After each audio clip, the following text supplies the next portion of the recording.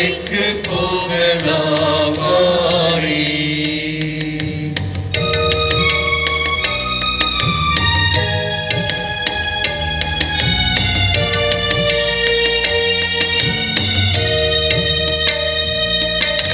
பொல்லா பகைவர் கூட்டம் எல்லாம் திரண்டு அங்கே நல்லாயன் மீட்பதனை கொள்ளும் பாதை காண கல்வாரிக்கு போகலாம் வாரி. என் காருண்ய இயேசுவின் காட்சியை பார்த்திட கல்வாரிக்கு போகலாம் வாரி.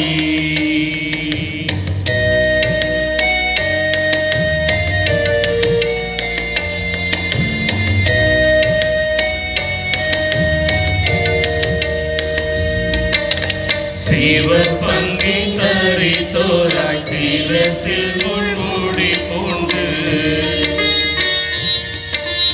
தவத்தில் உயர்ந்த ஞானம் தவிக்கும் முகத்தை பார்த்த கல்வாரிக்கு போகலாம் வாரி. என் காருண்ய இயேசுவின் காட்சியை பார்த்திட கல்வாரிக்கு போகலாம் வாரி.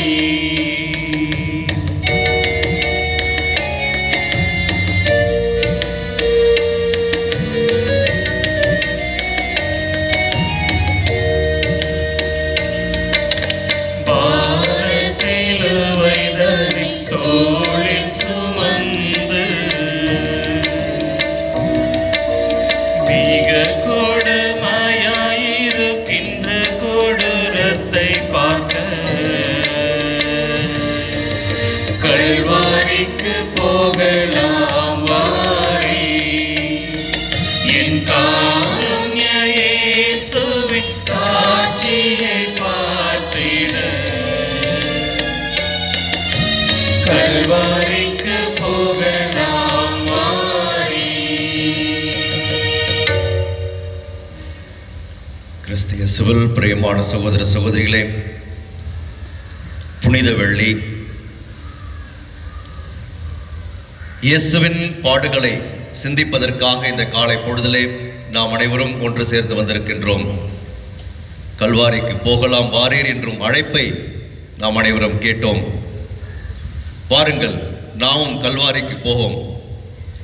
வேடிக்கை பார்ப்பதற்காக அல்ல, அங்கே என்ன நடக்கிறது என்பதை தெரிந்து கொள்வதற்காக அல்ல, மாறாக இயேசுவினுடைய பாடுகளில் பங்கேற்பதற்காக, இயேசுவினுடைய பாடுகளை உணர்வு பூர்வமாக உள்வாங்குவதற்காக, இயேசுவினுடைய பாடுகளோடு நம் வாழ்வை ஒன்றிணைப்பதற்காக வாருங்கள், நாமும் கல்வாரிக்கு போகலாம். இயேசு சிலுவை சுமந்து செல்லுகின்ற அந்த காட்சியை கண்டு நம்முடைய உள்ளத்திலே அவருடைய பாடுகளை தியானிப்பதற்காக, இயேசுவினுடைய அந்த சிலுவை பாடுகளின் வழியிலே எத்தனையோ மனிதர்களை இயேசு சந்தித்தாரே, அந்த மனிதர்களில் நாம் யாராக இருக்கின்றோம் என்று சிந்திப்பதற்காக, இயேசுவினுடைய பாடுகள் என்னுடைய வாழ்க்கையிலே எத்தகைய மாற்றத்தை ஏற்படுத்துகிறது என்பதை உணர்ந்து கொள்வதற்காக வாருங்கள், நாமும் கல்வாரிக்கு போவோம்.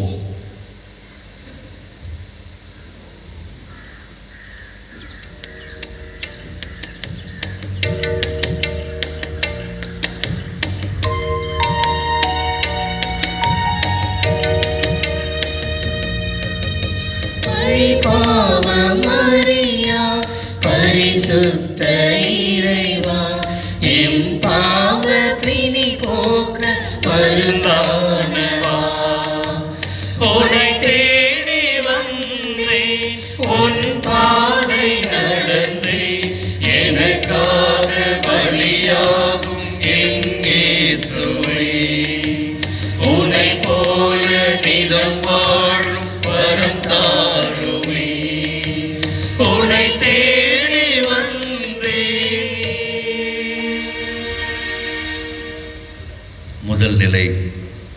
இயேசு சாவுக்கு தீர்ப்பிடப்படுகின்றார். இறை இயேசுவே, உம்மை ஆராதித்து வணங்கி உமக்கு நன்றி செலுத்துகின்றோம். ஏனெனில் புனித பாரமான சிலுவையை கொண்டு உலகத்தை மீட்டீர். இயேசு எதற்காக குற்றம் சுமத்தப்பட்டார்? எதற்காக இயேசு இறந்தார்? இறை ஆட்சி கனவுக்காக. இயேசு ஒரு கனவு கண்டார். இவ்வுலகிலே இறை ஆட்சியை கொண்டு வர வேண்டும் என்ற கனவு அவர் கண்டார். இறை அரசை உருவாக்குவதுதான் அவருடைய லட்சியம். புதிய உலகு படைக்க அவர் விரும்பினார். அன்பை அடிப்படையாக கொண்ட புதிய உலகு படைப்பதே அவருடைய லட்சியமாக இருந்தது. இதற்காக இயேசு இதோ சாவை ஏற்றுக்கொள்கின்றார். உனக்காக எனக்காக அவர் இறந்தார். இறை ஆட்சி என்றால் என்ன? இறை ஆட்சி என்பது கடவுளை மையப்படுத்திய ஒரு சமுதாயம், இறை மதிப்பீடுகளை உள்ளடக்கிய சமுதாயம், இறைவனை தந்தையாக ஏற்று வாழுகின்ற சமுதாயம், அனைவரும் சகோதர சகோதரிகள் என்று மதித்து வாழுகின்ற சமுதாயம், அன்பு, அமைதி, சகோதரத்துவம், சமத்துவம், மனித நேயம் நிறைந்த சமுதாயம். அன்று யாரும் இதை விரும்பவில்லை. ஏன், இன்றும் கூட அதே நிலைதானே. 2000 ஆண்டுகளுக்கு பின்பும் இறை ஆட்சியை நாம் விரும்புகின்றோமா? இறை ஆட்சியை பற்றி யாருக்கு கவலை? இறை ஆட்சியை பற்றி யாருக்கு தெரியும்? அதை தெரிந்து கொள்வதற்காகத்தான் நாம் விளைகின்றோமா? இதுதானே இயேசுவினுடைய லட்சியம், இதுதானே இயேசுவினுடைய கனவு. இதை தெரிந்து கொள்வதற்கு நாம் முயற்சிக்கின்றோமா? இதற்காகத்தானே இயேசு தன் உயிரை கொடுத்தார். இறையாட்சியால் யாருக்கு நன்மை என்று நாம் கேட்கலாம். இறையாட்சியால் யாருக்கு என்ன லாபம்? ஆனால் நாம் விரும்புவதோ அமைதியை காட்டிலும் வன்முறையை, பகிர்தலை காட்டிலும் சுயநலத்தையே விரும்புகின்றோம். மற்றவரை இணைப்பதை காட்டிலும் பிரிப்பதையே விரும்புகின்றோம். அன்பு செய்வதை காட்டிலும் வெறுப்பதையே விரும்புகின்றோம். புரிந்து கொள்வதை காட்டிலும் தவறாக புரிந்து கொள்வதையே விரும்புகின்றோம். மன்னிப்பதை காட்டிலும் பகைமையை வளர்ப்பதையே விரும்புகின்றோம். எளிமையை காட்டிலும் ஆடம்பரத்தையே விரும்புகின்றோம். ஆனால் இயேசுவோ வேறொரு உலகத்தை நமக்கு அறிமுகம் செய்து வைத்தார். அதை கேட்க எவருக்கும் விருப்பமில்லை. எனவே அவருக்கு எதிராக குற்றம் சுமத்துகிறார்கள். அவரை சாவுக்கு கையளிக்கின்றார்கள். நாமும் கூட இன்று இயேசுவின் போதனைகளுக்கு செவி கொடுக்க விரும்புவதில்லை. இயேசுவை இன்று நாம் எப்படி தீர்ப்பிடுகின்றோம்? நமக்கு பிடிக்காதது எவராவது செய்தால் அவரை நாம் எப்படி தீர்ப்பிடுகின்றோம்? நமது விருப்பத்திற்கு மாறாக செயல்படுபவரை, பேசுபவரை நாம் எப்படி நடத்துகின்றோம்? சிந்தித்து பார்ப்போம். தீர்ப்புகள் தொடர்ந்து கொண்டுதான் இருக்கின்றன. தங்களுக்கு பிடிக்கவில்லை என்பதற்காக, இயேசுவினுடைய லட்சியம் தங்களுக்கு பிடிக்கவில்லை என்பதற்காக, இறை ஆட்சி கனவை சிதைக்க வேண்டும் என்பதற்காக இதோ இயேசுவை தீர்ப்பிட்டார்கள். நீங்களும் நானும் இன்று இயேசுவை தீர்ப்பிட்டுக் கொண்டுதான் இருக்கின்றோம். இறை ஆட்சியை இந்த மண்ணில் மலர்வதற்கு நாம் அனுமதிக்காத பொழுது நாமும் இயேசுவை தீர்ப்பிட்டுக் கொண்டுதான் இருக்கின்றோம்.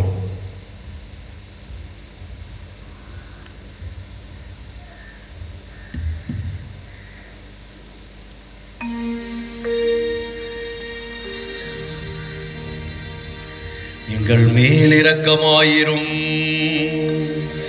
ஆண்டவரே, இரக்கமாயிரும். எங்கள் மேல் இரக்கமாயிரும் ஆண்டவரே, இரக்கமாயிரும். இறந்த நம்பிக்கையாளர்களின் ஆன்மாக்கள் இறைவனின் இரக்கத்தினால் அமைதியில் இளைப்பாறுவனவாக.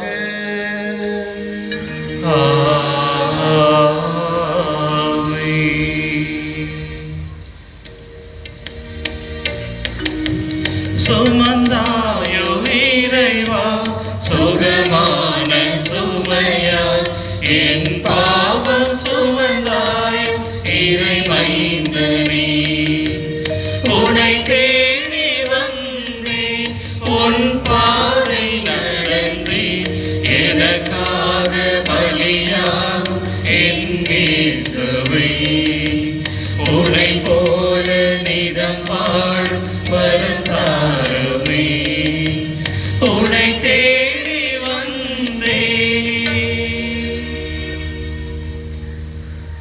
இரண்டாம் நிலை, இயேசுவின் தோள் மேல் பாரமான சிலுவை சுமத்தப்படுகின்றது. இயேசுவே, உம்மை ஆராதித்து வணங்கி உமக்கு நன்றி செலுத்துகின்றோம். ஏனெனில் புனித பாரமான சிலுவையை கொண்டு உலகத்தை மீட்டீர். உன்னுடைய இலக்குகளை கைவிட்டு விடு. இறையாட்சியாவது ஒன்றாவது. உன்னுடைய போதனைகளை திரும்ப பெறு. என்ன போதனை இது? ஓய்வு நாளை அனுசரிப்பதில்லை. உன்னுடைய போதனைகளை கைவிட்டு விடு. இல்லை என்றால் விளைவுகளை சந்தித்தே ஆக வேண்டும். இயேசுவுக்கு எதிராக கிளர்ந்தெழுந்தனர் பரிசேயர்களும் மறைநூல் அறிஞர்களும். ஆனால் இயேசு சரணடையவில்லை. தன் போதனைகளை திரும்ப பெறவில்லை. சமரசம் செய்து கொள்ள முன்வரவில்லை. அஞ்சி நடுங்கவில்லை. கோழையாக ஓடி பதுங்கவில்லை. விளைவை சந்திக்க வேண்டிய நேரம் இதோ வந்துவிட்டது. பொய்க்குற்றம் சுமத்தப்பட்டு சிலுவை அவருக்கு கொடுக்கப்படுகின்றது. எனவே பெரிய பாரமான மரச்சிலுவை அவர் தோள் மேல் சுமத்தப்படுகிறது. அதை அவரே சுமந்து கொண்டு அவருடைய இறப்பை நோக்கி நடந்து செல்ல வேண்டும். அடிப்படையில் அவருடைய கல்லறையை அவரே தோண்ட வற்புறுத்தப்படுகின்றார். அவருடைய இறப்பை நோக்கி அவரே நடந்து செல்லுகின்றார். பார்த்தவர்களே, மனிதர்கள் வாழ்வதற்காக பிறக்கிறார்கள். ஆனால் இறப்பதற்காகவே இயேசு பிறந்தார். அவர் போதித்த இறையாட்சி இலக்குக்கு அவர் கொடுக்க வேண்டிய விலை மிக பெரிது. அவருடைய போதனைக்கான பரிசு மிக மிக கொடியது. தீர்ப்பிடாதீர்கள் என்றார். அவரே தீர்ப்புக்குள்ளாகிவிட்டார். இன்றும் கூட இறையாட்சியை கட்டி எழுப்புபவர்கள் மிகப்பெரிய விலை கொடுத்தே அதை கட்டுகின்றனர். ஜனநாயகத்தை ஆதரிப்பவர்கள் காயப்படுத்தப்படுகிறார்கள். ஏன்? கொல்லவும் படுகிறார்கள். பல்வேறு இன்னல்களுக்கும் எதிர்ப்புகளுக்கும் உள்ளாகி வலுவிழந்து நிற்கிறார்கள். பள்ளிகளிலே ஆசிரியர்கள் கல்வியை கொடுக்க வேண்டும். ஆனால் அடிக்கக்கூடாது, திட்டக்கூடாது, படிக்க கூட சொல்லக்கூடாது, வீட்டு பாடம் கொடுக்கக்கூடாது. அவருடைய உயிருக்கு உத்தரவாதம் இல்லை. உண்மையை பேசுபவர்கள் தங்களுடைய பணிகளிலிருந்து விரட்டி அடிக்கப்படுகிறார்கள். பொய்மைக்கும் போலித்தனத்துக்கும் சுரண்டலுக்கும் ஊழலுக்கும் ஏமாற்றுத்தனத்துக்குத்தான் காலம் போல. மனித உரிமையை பாதுகாக்க உழைப்பவர்கள் மனிதாபிமானமற்ற எதிர்ப்புகளை சந்திக்கின்றார்கள். மனிதாபிமானமற்ற முறையில் நடத்தப்படுகிறார்கள், மானபங்கப்படுத்தப்படுகிறார்கள். அவர்களுடைய உரிமைகளையே இழக்க வேண்டிய நிலை. நல்லவர்களாக வாழ விரும்புபவர்கள் அவர்களுடைய நம்பிக்கைகளுக்காக ஏளனம் செய்யப்படுகிறார்கள். நேர்மையாக உழைக்கிறவர்கள் தூக்கி வீசப்படுகிறார்கள். அநீதர்கள் அரியணையில் அமர வைக்கப்படுகிறார்கள். இன்று இறையாட்சியை கட்டி எழுப்ப முயற்சி செய்பவர்களை உங்களுக்கு தெரியுமா? அவர்கள் எதிர்கொள்ளுகின்ற எதிர்ப்புகளையும் அவர்கள் மீது சுமத்தப்படுகின்ற சிலுவைகளையும் அகற்றுவதற்காக நீங்கள் ஏதாவது முயற்சி எடுத்திருக்கிறீர்களா? ஒருவேளை நீங்களே அவர்கள் மீது சிலுவைகளை சுமத்தி இருக்கிறீர்களா?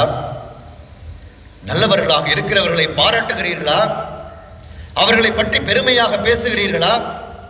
அல்லது நல்லவர்களாக நடிக்கிறவர்களை பாராட்டுகிறீர்களா? நல்லவர்களாக, உண்மையுள்ளவர்களாக, நேர்மையுள்ளவர்களாகவே நடிக்கிறவர்களை நம்பிக்கொண்டு அவர்களோடு கரம் சேர்த்து கொண்டு நல்லவர்களையும் உண்மையுள்ளவர்களையும் நேர்மையுள்ளவர்களையும் சிலுவை சுமக்க செய்கிறீர்களா? சிந்திப்போம்.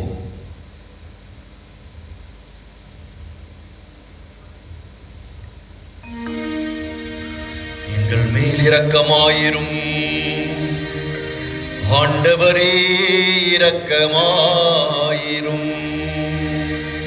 எங்கள் மேல் இரக்கமாயிரும் ஆண்டவரே, இரக்கமாயிரும். இறந்த நம்பிக்கையாளர்களின் ஆன்மாக்கள் இறைவனின் இரக்கத்தினால் அமைதியில் இளைப்பாறுவனவாக.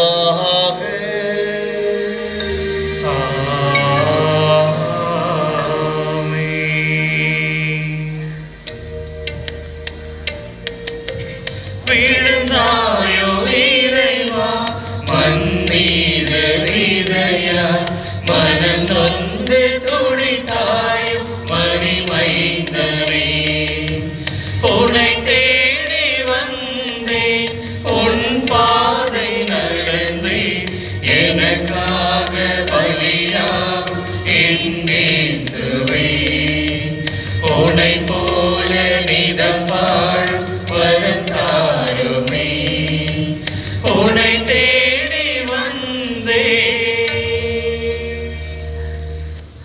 மூன்றாம் நிலை, இயேசு முதன்முறை தரையில் விழுகின்றார்.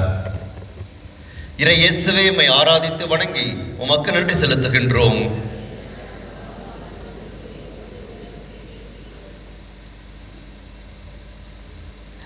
நல்லவர்கள் தங்கள் நம்பிக்கைகளுக்காக துன்புறுத்தப்படுகிறார்கள். இயேசுவும் அப்படித்தான்.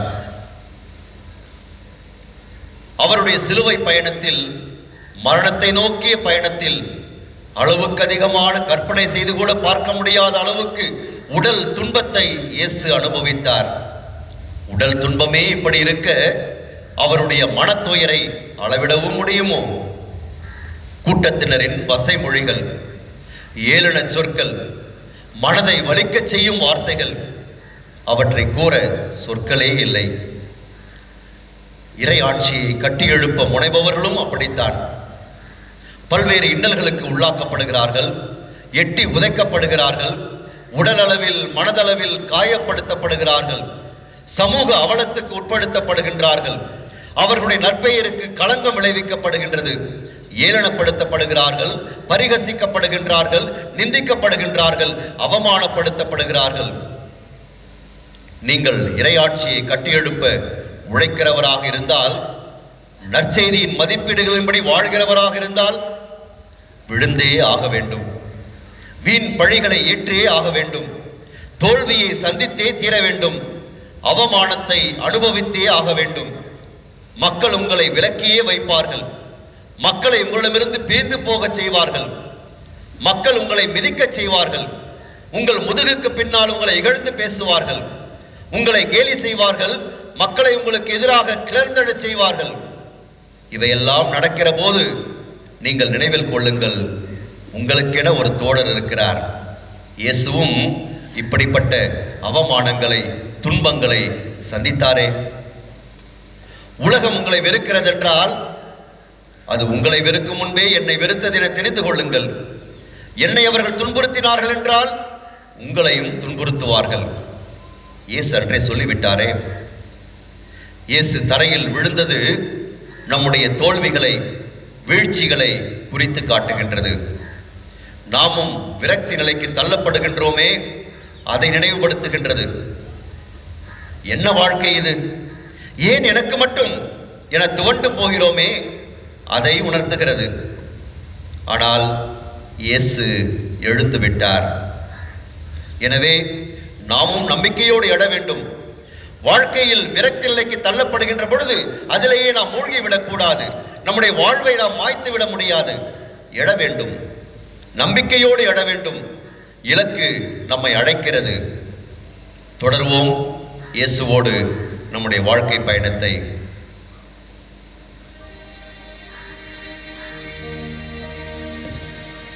எங்கள் மேல் இரக்கமாயிரும் ஆண்டவரே, இரக்கமாயிரும். எங்கள் மேல் இரக்கமாயிரும் ஆண்டவரே, இரக்கமாயிரும். இறந்த நம்பிக்கையாளர்களின் ஆன்மாக்கள் இறைவனின் இரக்கத்தினால் அமைதியில் இளைப்பாறுவனவாக.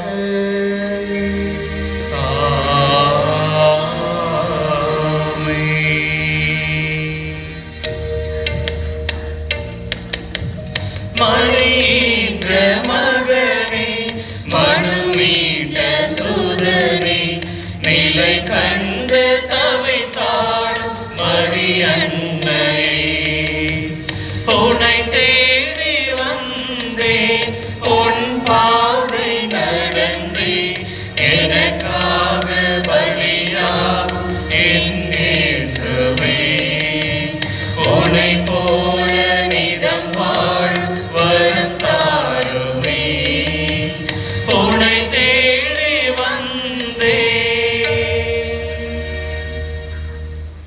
நான்காம் நிலை, சிலுவை பயணத்தில் இயேசு தன் தாயை சந்திக்கின்றார். இறை இயேசுவே, உம்மை ஆராதித்து வணங்கி உமக்கு நன்றி செலுத்துகின்றோம். ஏனெனில் புனித பாரமான சிலுவையை கொண்டு உலகத்தை மீட்டீர்.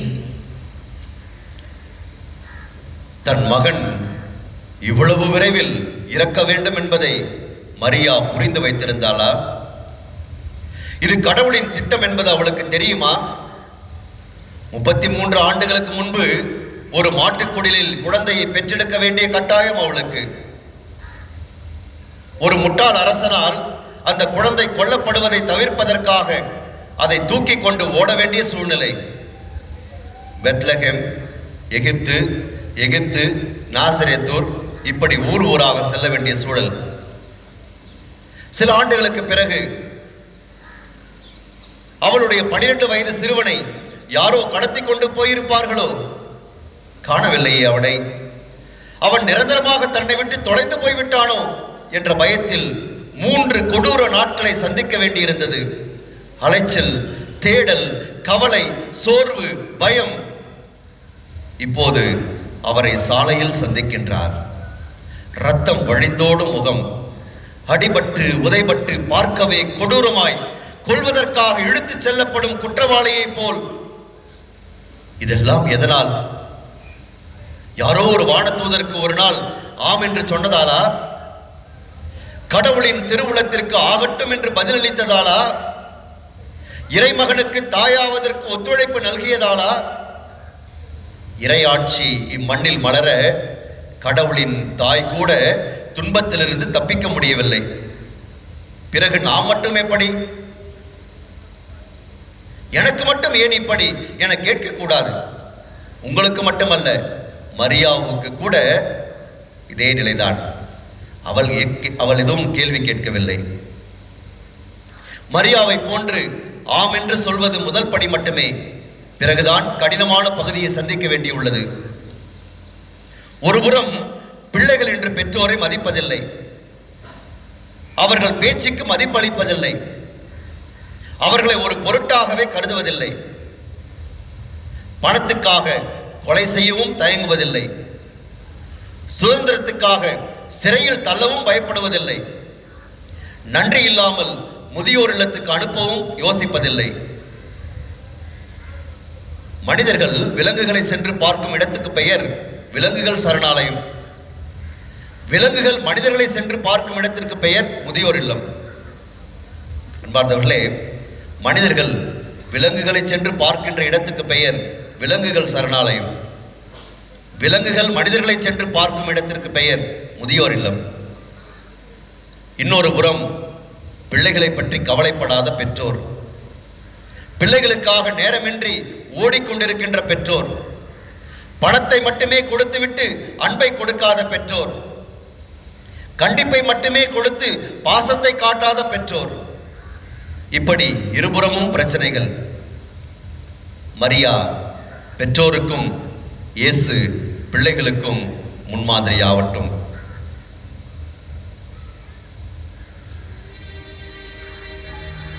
எங்கள் மேல் இரக்கமாயிரும் ஆண்டவரே, இரக்கமாயிரும். எங்கள் மேல் இரக்கமாயிரும் ஆண்டவரே, இரக்கமாயிரும். இறந்த நம்பிக்கையாளர்களின் ஆன்மாக்கள் இறைவனின் இரக்கத்தினால் அமைதியில் இளைப்பாறுவனவாக.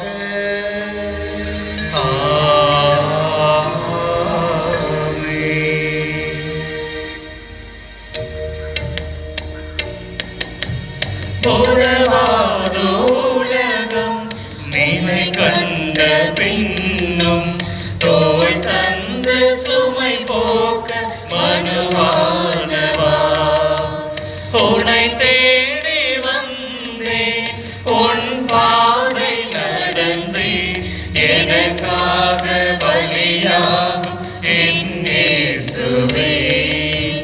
உன்னை போல நிதம் வாழ் வரம் தாருமே, உன்னை தேடி வந்தே.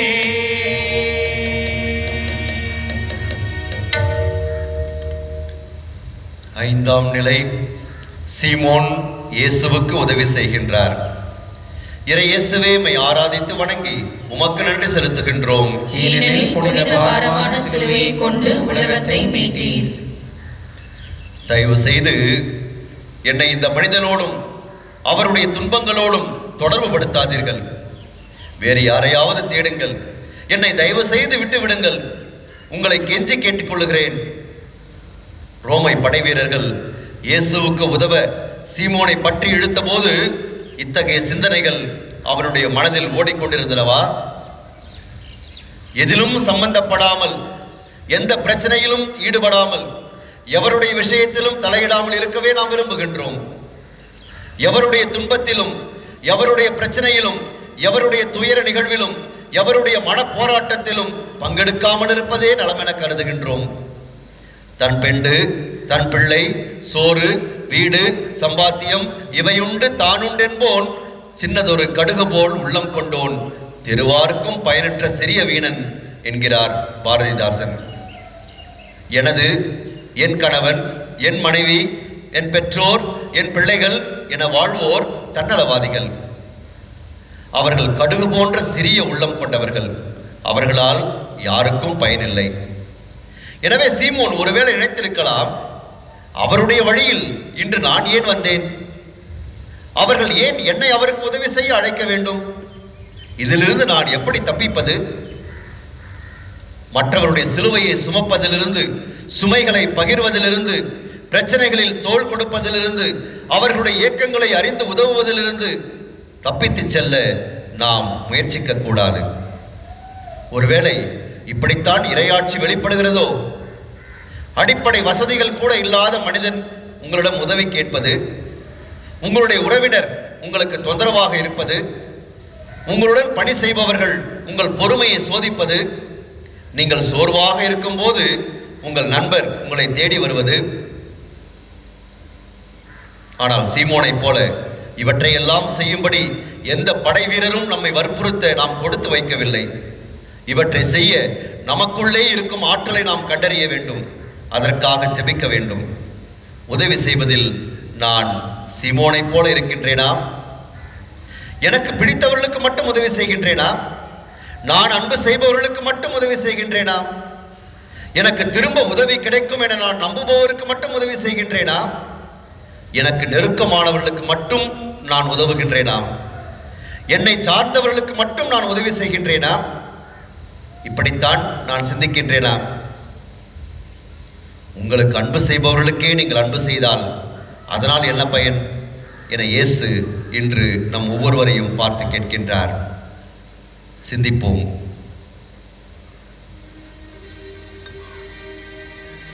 எங்கள் மேல் இரக்கமாயிரும் ஆண்டவரே, இரக்கமாயிரும். எங்கள் மேல் இரக்கமாயிரும் ஆண்டவரே, இரக்கமாயிரும். இறந்த நம்பிக்கையாளர்களின் ஆன்மாக்கள் இறைவனின் இரக்கத்தினால் அமைதியில் இளைப்பாறுபனவாக.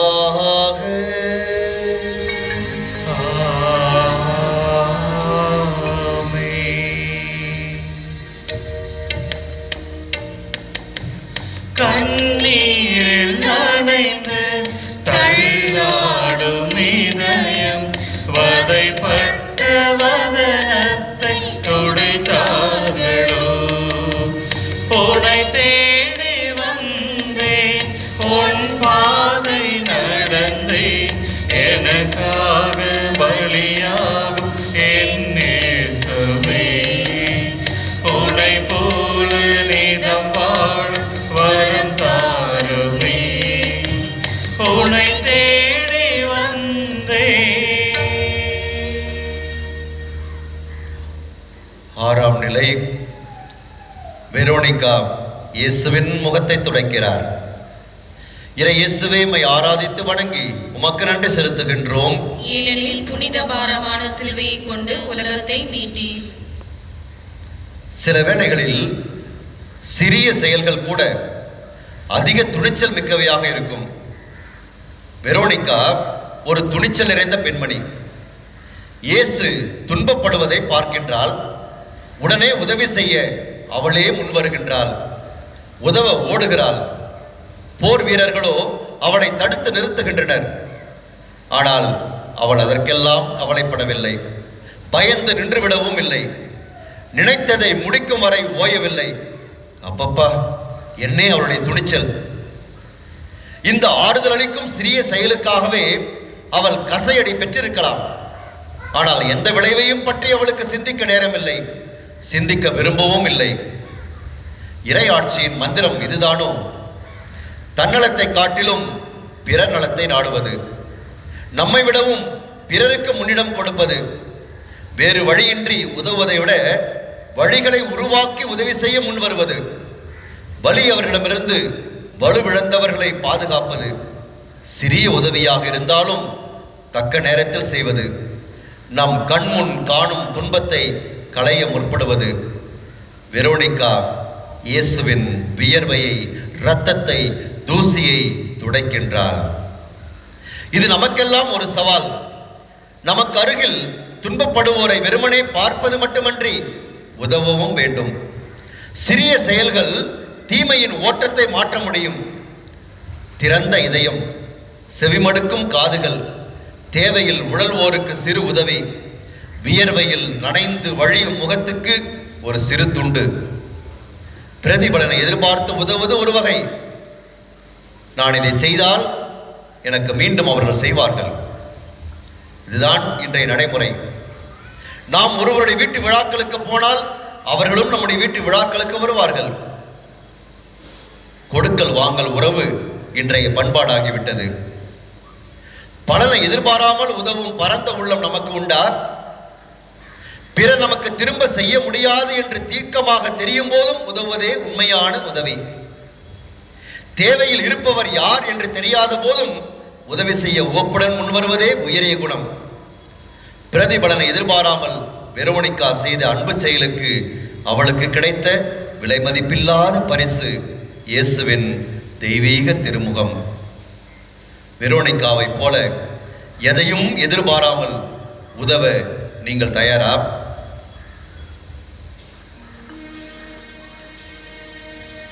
எங்கள் மேல் இரக்கமாயிரும்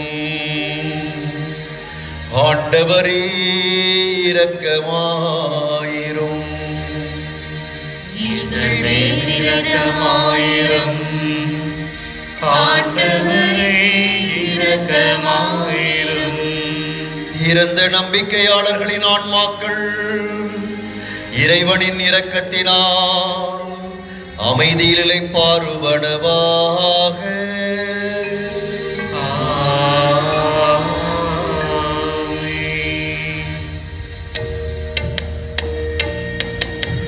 கல்மீது நடந்த கல்வாரி அடைய விழுந்தாலும் எழுந்தாயும் வினை போகவா. உன்னை தேடி வந்தேன், உன் பாதை நடந்தே எனக்காக பலியாக என் இயேசுவே. உன்னை போல நிதம் வாழும் வரம் தாருமே, உன்னை தேடி வந்தேன். ஏழாம் நிலை. இயேசு இரண்டாம் முறை தரையில் விழுகின்றார்.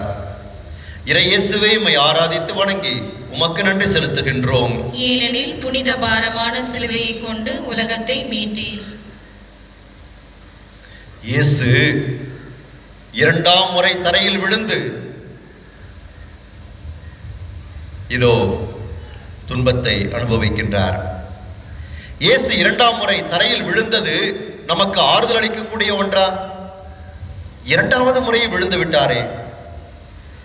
இயேசு துன்பத்தை அனுபவித்ததை காணும் போது நல்லவர்களும் துன்பத்தை அனுபவிக்கிறார்கள் என்பதை உண்மையாகவே உணர முடிகிறது. மீண்டும் மீண்டும் அவர்கள் விழுகிறார்கள் என்பதை அறிந்து கொள்ள முடிகிறது. கடவுள் பாதுகாப்பை நமக்கு கொடுப்பதாக வாக்குறுதி தரவில்லை, மாறாக நம்மோடு இருப்பதாக வாக்களிக்கின்றார். துன்பங்களின் போது இறைவன் நம்மை தனியே விட்டு விடுவதில்லை, மாறாக முன் எப்போதும் இல்லாத அளவுக்கு நம்மை நெருக்கமாக பிணைத்துக் கொள்கின்றார். ஒரு மனிதன் கடற்கரை மணலில் நடந்து செல்கின்றான். மகிழ்ச்சியான தருணங்களில் இரு ஜோடி காலணிகளை காண்கின்றான். கடவுள் தன்னோடு இருப்பதாக எண்ணி அவன் மகிழ்ச்சி அடைகின்றான். தன்னுடைய காலடிகள் ஒரு ஜோடி, கடவுள் தன்னோடு நடந்து வருகின்றார், அவருடைய காலடிகள் மற்றொரு ஜோடி, மகிழ்ச்சி அடைகின்றான். துன்ப வேளைகளில் ஒரு ஜோடி காலடிகளை மட்டுமே கண்டு அதிர்ச்சி அடைகின்றான். கடவுள் தன்னை தனியே விட்டுவிட்டதாக எண்ணி அவரிடம் முறையிடுகின்றான். கடவுளே, மகிழ்ச்சியான நேரங்களில் என்னோடு நீ நடந்து வந்தாயே, இப்பொழுது நான் துன்பப்படுகின்ற பொழுது எங்கே போனாய்? உன்னுடைய காலடிகளை காணவில்லையே, என்னுடைய காலடிகள் மட்டும்தான் என் கண்களுக்கு தெரிகின்றன என்று அவன் புலம்புகின்றான். அப்போது கடவுள் சொன்னார், உன் துன்ப வேளைகளில் நீ காணும் காலடிகள் உன்னுடையவை அல்ல, அவை என்னுடையவை. ஏனென்றால் நான் அத்தருணங்களில் உன்னை சுமந்து சென்றேன் என்கிறார். இயேசு தரையில் விழுந்தபோது தந்தையாகிய கடவுள் அவரோடு இருந்தார், அவரை தாங்கினார், மீண்டும் எழுவதற்கான வலிமையை அவர் கொடுக்கின்றார். அன்பு இயேசுவே, நீர் இரண்டாவது முறை கீழே விழுந்ததன் விளைவாக உம்மை போலவே துன்பங்களை தாங்குகின்ற மனத்திடனை எனக்கும் தாரும். என்னுடைய துன்பத்தில் நீர் பங்கெடுத்து எங்களோடு என்றும் இருப்பதால் எம் துன்பத்திற்கு புதிய பொருளை தாரும். அனைத்தையும் தாங்கிக் கொள்ளும் வரமருளும். அன்னை தெரேசா கூறுவார், வலி, துன்பம், துயரம் என்பவையெல்லாம் உண்மையில் இறைவன் தரும் முத்தங்கள். வலி, துன்பம், துயரம் இவையெல்லாம் இறைவன் உங்களுக்கு தருகின்ற முத்தங்கள். நீங்கள் இறைவனை நெருங்கி வந்துள்ளீர்கள் என்பதும் அவர் உங்களை முத்தமிட முடியும் என்பதற்குமான அடையாளங்கள் தான் இவை. இந்த வார்த்தைகள் நமக்கு ஒரு புதிய தெம்பை கொடுக்கின்றனவா? நம்முடைய துன்பங்களுக்கு அர்த்தத்தை கொடுக்கின்றனவா? அதுதானே உண்மை. சிந்திப்போம்.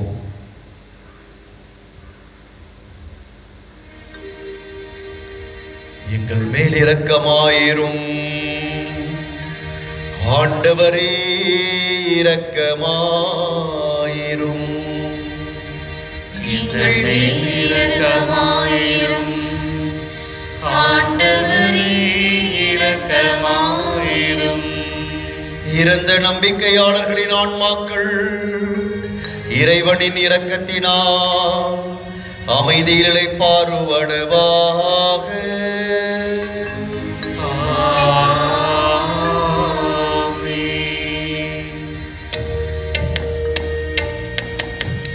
உமக்காக அழுதோம், மெழுகாக கரைந்தோம், எமக்காக சிலுவைக்கு பலியானவா.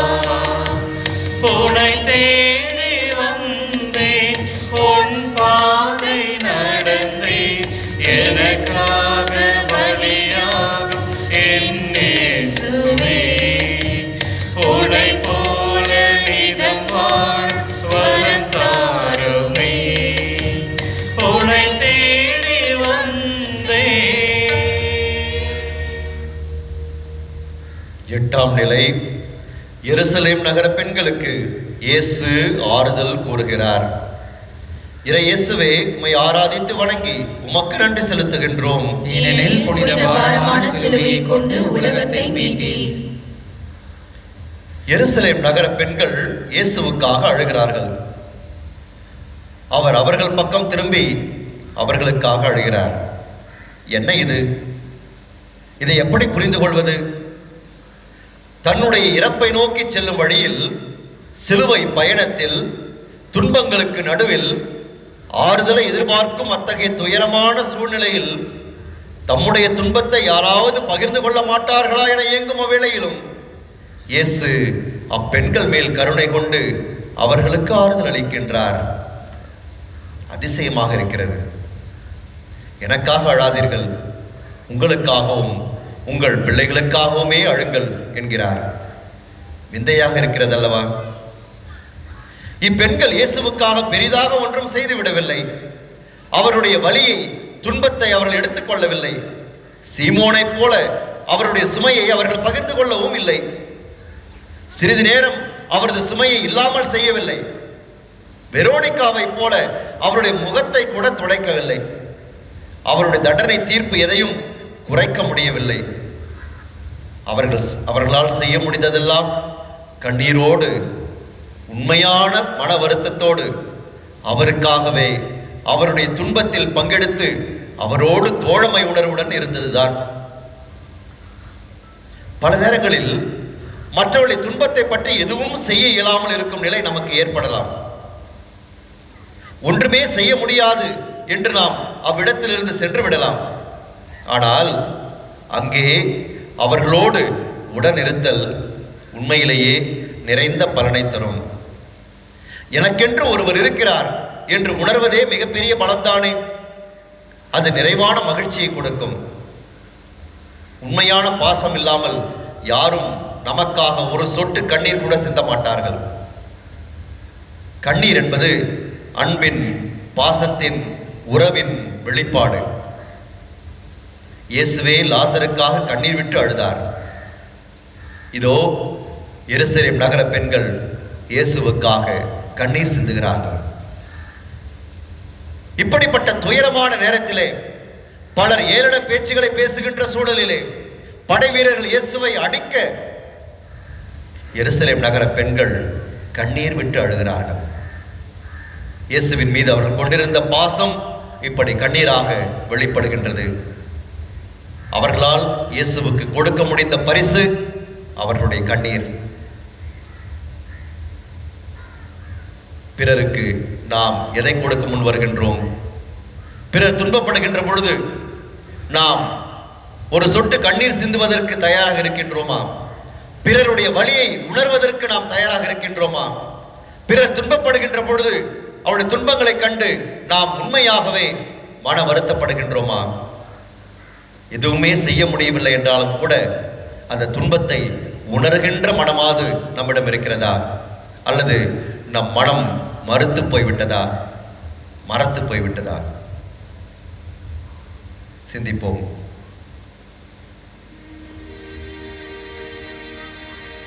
எங்கள் மேல் இரக்கமாயிரும் ஆண்டவரே, இரக்கமாயிரும். எங்கள் மேல் இரக்கமாயிரும் ஆண்டவரே, இரக்கமாயிரும். இறந்த நம்பிக்கையாளர்களின் ஆன்மாக்கள் இறைவனின் இரக்கத்தினால் நிலையான அமைதிகளை பாருவனவாக.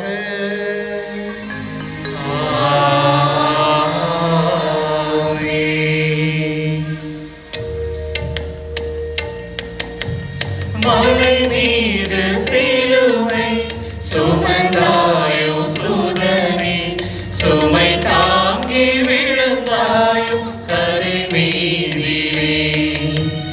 உன்னை தேடி வந்தே, உன் பாதை நடந்தே, எனக்காக பலியாகும் என் இயேசுவே.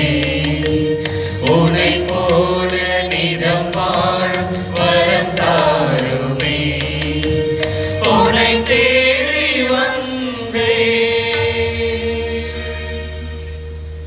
9ஆம் நிலை. இயேசு 3ஆம் முறை தரையில் விழுகின்றார். இறை இயேசுவே, உம்மை ஆராதித்து வணங்கி உமக்கு நன்றி செலுத்துகின்றோம். ஏனெனில் புனித பாரமான சிலுவையை கொண்டு உலகத்தை மீட்டீர். நன்மை செய்ததற்காக இயேசு 3ஆம் முறை தரையில் விழுகிறார். ஆனால் நாமோ தவறுகளுக்காக அடிக்கடி விழுகிறோம். நாம் விழுந்து தவறுகிறோமா, தவறி விழுகின்றோமா? எதையும் சரியாக செய்வதில்லை, சரியாக உணர்வதில்லை, சரியாக புரிந்து கொள்வதில்லை, சரியான பாடங்களை கற்றுக்கொள்வதும் இல்லை. நாம் இறையாட்சிக்காக சான்று பகர்வதில்லை. இறையாட்சியை நாமும் எதிர்த்து நிற்கின்றோம். அன்று மட்டுமல்ல, இன்றும் இதே நிலைதானே. இயேசுனுடைய இறையாட்சி கனவை யாரும் புரிந்து கொள்ளவில்லை. இயேசு இறையாட்சியை பற்றி பேசிய பொழுது அவரை எதிர்த்துதான் நின்றார்கள். இறையாட்சியை பற்றி நாம் கவலைப்படுகின்றோமா? இறையாட்சி இந்த மண்ணிலே மலர வேண்டும் என்று நாம் விரும்புகின்றோமா? நாமும் இறையாட்சியை எதிர்த்து நிற்கின்றோமா? கிறிஸ்துவை போல வாழாத போதும் நம்மையே கிறிஸ்தவர்கள் என்று அழைத்துக் கொள்ளுகின்றோம். இதுதான் நம்முடைய இயல்பு, பாவ இயல்பு. ஆனால் இறைவனின் இயல்போ மன்னிக்கும் இயல்பு. எசாயா 53ஆம் அதிகாரம் 4-5 இறை வார்த்தைகள், மெய்யாகவே அவர் நம் பிடிகளை தாங்கிக் கொண்டார், நம் துன்பங்களை சுமந்து கொண்டார். நாமோ அவர் கடவுளால் வதைக்கப்பட்டு நொறுக்கப்பட்டவர் என்றும் சிறுமைப்படுத்தப்பட்டவர் என்றும் எண்ணினோம். அவரோ நம் குற்றங்களுக்காக காயமடைந்தார், நமக்கு நிறை வாழ்வை அளிக்க அவர் தண்டிக்கப்பட்டார். அவர் தம் காயங்களால் நாம் குணமடைகின்றோம். எவ்வளவு உண்மையான வார்த்தைகள்! நல்லவர்கள், நீதிமான்கள் இன்று கீழே தள்ளப்படுகிறார்கள், சோதிக்கப்படுகிறார்கள், எதிர்ப்புகளுக்கும் சவால்களுக்கும் உள்ளாகிறார்கள், அநீதியாக வீழ்த்தப்படுகிறார்கள், அநியாயமாக பொறியில் சிக்க வைக்கப்படுகிறார்கள், பொய்க்குற்றம் சுமத்தி பொறாமையோடு இழிநிலைக்கு தள்ளப்படுகிறார்கள். அப்படி ஒரு அனுபவம் உங்களுக்கு ஏற்பட்டுள்ளதா? குடும்பத்தில் எதற்கெடுத்தாலும் குறை சொல்லி அவர்களை வளர விடாமல் தடுப்பது, மனதை வலிக்கச் செய்யும் சொற்களால் காயப்படுத்தி எழவிடாமல் மகிழ்ச்சியாக வாழ விடாமல் செய்வது, எப்போதும் மட்டம் தட்டியே பேசுவது, இதனால் எப்போதும் விரக்தியோடே இருக்க செய்வது, இப்படிப்பட்ட அனுபவங்கள் உங்களுடைய குடும்பங்களில் உங்களுக்கு நிகழ்ந்திருக்கின்றனவா? அப்படிப்பட்ட ஒரு அனுபவத்தை மற்றவர்களுக்கு நீங்கள் கொடுத்து கொண்டிருக்கிறீர்களா? பணி செய்யும் இடங்களில் இல்லாததும் பொல்லாததும் சொல்லி பிறரின் வளர்ச்சிக்கு முட்டுக்கட்டையாக இருப்பது, பெயரை கெடுத்து தலை நிமிர்ந்து வாழ விடாமல் செய்வது, யாரையெல்லாம் நாம் வீழ்த்துகின்றோம்? யாரையெல்லாம் மீண்டும் மீண்டும் வீழ்த்திக் கொண்டிருக்கின்றோம்? யாரையெல்லாம் கீழே தள்ளிக் கொண்டிருக்கின்றோம்? சிந்திப்போம்.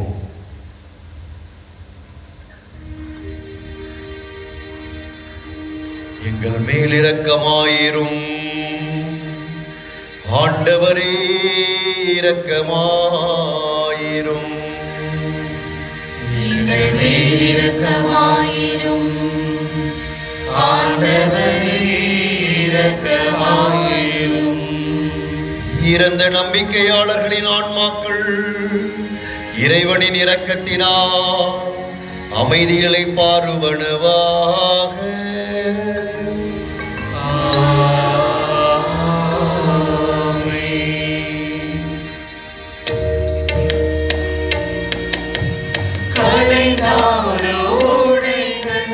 கரையாகும் இமைகள் கதராத மனிதம் முன்னிலை பார்க்கையில் உன்னை தேடி வந்தே, உன் பாதை நடந்து எனக்கான பலியாகும் என் இயேசுவே.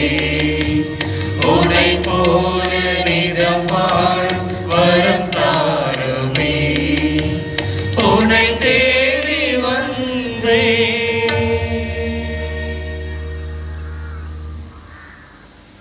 பத்தாம் நிலை, இயேசுவின் ஆடைகள் களையப்படுகின்றன. இறை இயேசுவே, உம்மை ஆராதித்து வணங்கி உமக்கு நன்றி செலுத்துகின்றோம். ஏனெனில் புனித பாரமான சிலுவையை கொண்டு உலகத்தை மீட்டி.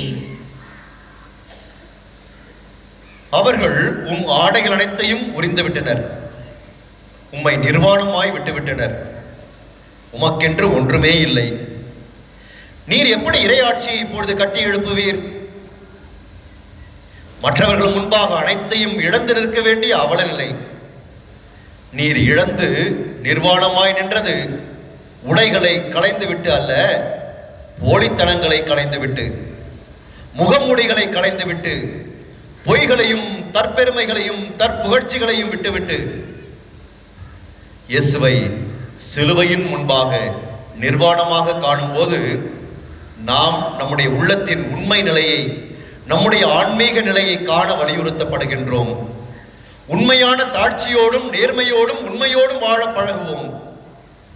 உள்ளதை உள்ளவாறே ஏற்கின்ற யதார்த்த மனம் கொண்டு வாழ பழகுவோம். இவையே இறை ஆட்சியை கட்டி எழுப்ப தேவையான பண்புகளாகும். ஒன்றுமில்லாமல் நம் முன்பாக நிற்கும் போது அதையேதான் இயேசு வலியுறுத்துகிறார். அவருக்கென்று யாரும் இல்லை. நீண்ட வரிசையில் ஆட்கள் நிற்கவில்லை. கூட்டம் கூடி மறியல் செய்யவில்லை. பரிந்து பேச யாரும் இல்லை. வாழ்த்து சொல்வதற்கு ஆட்கள் இல்லை. புகழ்ந்து பேச எவருக்கும் துணிச்சல் இல்லை. அன்பாய் அரவணைக்கும் இதயம் எதுவும் இல்லை. இறையாட்சி இவ்வாறுதான் ஒன்றுமில்லாமையிலிருந்து தொடங்குகின்றது. இந்த ஒன்றுமில்லாமையில் விஞ்சி நிற்பது இறை தந்தையுடனான உறவு ஒன்றிப்பு மட்டும்தான். கிறிஸ்தவம் என்பது ஒரு புதிய தத்துவமோ நன்னெறியோ அல்ல. கிறிஸ்துவை சந்தித்தால்தான் நாம் கிறிஸ்தவர்கள். கிறிஸ்துவுடனான தனிப்பட்ட உறவிலும் உயிர்த்த ஆண்டவரை சந்திப்பதிலுமே நாம் உண்மையான கிறிஸ்தவர்களாகின்றோம் என்கிறார் திருத்தந்தை 16ஆம் பெனடிக்ட். கிறிஸ்துவை சந்தித்தால்தான் நாம் கிறிஸ்தவர்கள். கிறிஸ்துவை உணர்ந்தால்தான் நாம் கிறிஸ்தவர்கள். கிறிஸ்துவை போல வாழ்ந்தால்தான் நாம் கிறிஸ்தவர்கள். எனவே நம் முகமூடிகளை களைவோம். நம் போலித்தனங்களை களைவோம். நம் ஏமாற்றும் வித்தைகளை களைவோம். நம் அயோக்கியத்தனங்களை களைவோம். நம் இருளின் செயல்களை களைவோம். நம் முரண்பாடான வாழ்வை களைவோம். உள்ளொன்று வைத்து புறமொன்று பேசும் வெளிவேடத்தை களைவோம். போலி பாசங்களை வெளிக்காட்டும் வேஷங்களை களைவோம். யதார்த்தமாக வாழ்வை எதிர்கொள்வோம். எண்ணத்தில் தூய்மையும் சொல்லில் உண்மையும் செயலில் நேர்மையும் கொண்டு செயல்படுவோம். எண்ணத்தில் தூய்மையும் சொல்லில் உண்மையும் செயலில் நேர்மையும் கொண்டு செயல்படுவோம். போலித்தனங்களை களைவோம். உண்மையாக வாழ பழகுவோம்.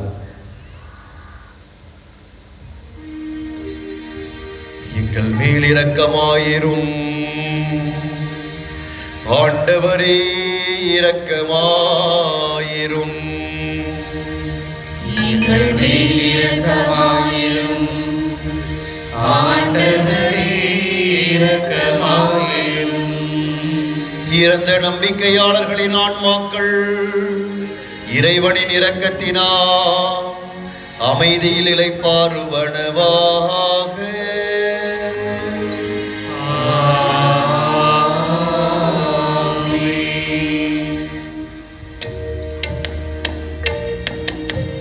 போராடி எடுத்து திரு கைகள் துளைத்து சிலுவைக்கு திருமேனி பலியானதோ. உன்னை தேடி வந்தேன், உன் பாதை நடந்தேன், எனக்காக பலியாகும் என் இயேசுவே. உன்னை போல நிதம் வாழும் வரம் தாருமே. உன்னை தேடி வந்தேன். 11ஆம் நிலை. இயேசு சிலுவையில் அறையப்படுகின்றார். இறை இயேசுவை உம்மை ஆராதித்து வணங்கி உமக்கு நன்றி செலுத்துகின்றோம்.